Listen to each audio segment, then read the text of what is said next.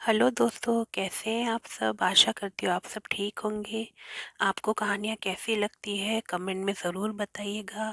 और आपको कहानियाँ अच्छी लगती हो तो प्लीज़ मेरे चैनल को सब्सक्राइब करिएगा। तो दोस्तों, ये कहानी मीरा और सोहन की है।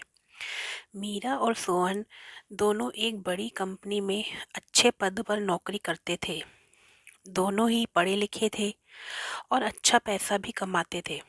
दोनों एक ऑफिस में काम करते थे, साथ में रहते थे, तो दोनों एक दूसरे से प्यार कर बैठे।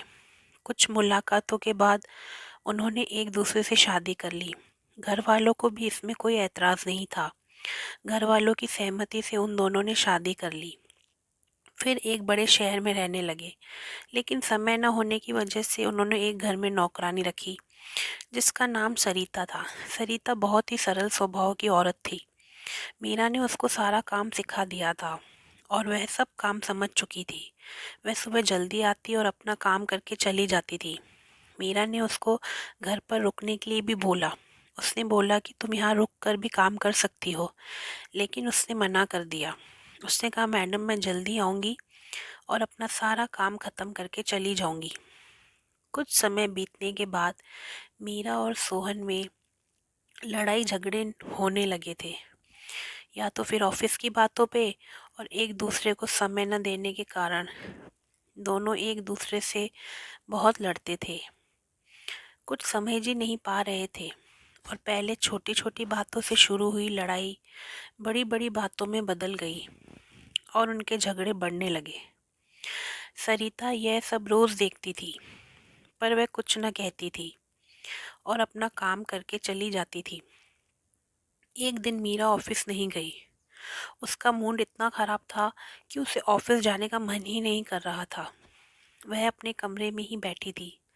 फिर सरिता घर में काम करने के लिए आई, तो मीरा ने उससे बोला, सरिता मेरे सर में दर्द है, एक कप चाय बना लोगी? सरिता ने कहा, जी मैडम, मैं ले आती हूँ। सरिता ने देखा मैडम बहुत हैरान परेशान है। उसकी मानसिक स्थिति बहुत खराब हो चुकी है इन लड़ाई झगड़ों की वजह से। फिर भी उसकी कुछ हिम्मत नहीं हो पा रही थी कि वह मीरा को कुछ बोल सके, उसे कुछ बातें कर सके। मीरा अपने कमरे से बाहर निकली।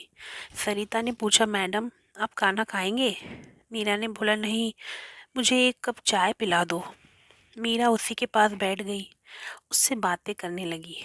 मीरा ने उससे पूछा, तुम कहाँ रहती हो? सरिता ने कहा, मैडम यहाँ पास में एक छोटी झोपड़ी है, वही मेरा घर है। मेरे दो बच्चे भी हैं, मैं वहीं रहती हूँ। मीरा ने बोला, तुम्हारा पति क्या करता है?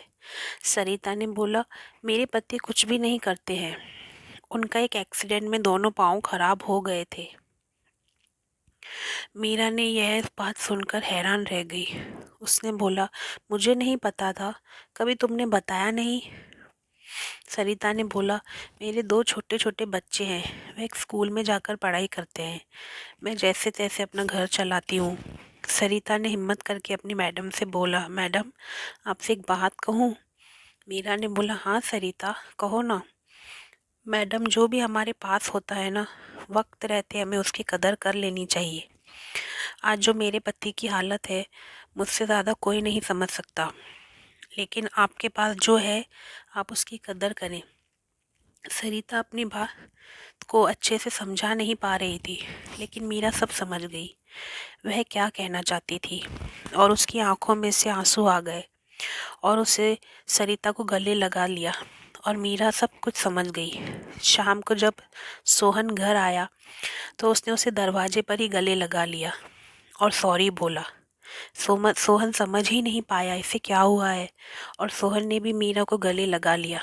तो दोस्तों, ये छोटे मोटे झगड़े तो जीवन में चलते रहते हैं, लेकिन हमें जल्दी से ख़त्म करके अब आपस में प्रेम प्यार से रहना चाहिए। जो इंसान हमारे पास है, हमेशा हमें उसकी कदर करनी चाहिए। जब हम उसकी कदर करेंगे, तभी वह हमारी कदर करेगा, और हमारा प्यार हमेशा ऐसे ही बना रहेगा। धन्यवाद।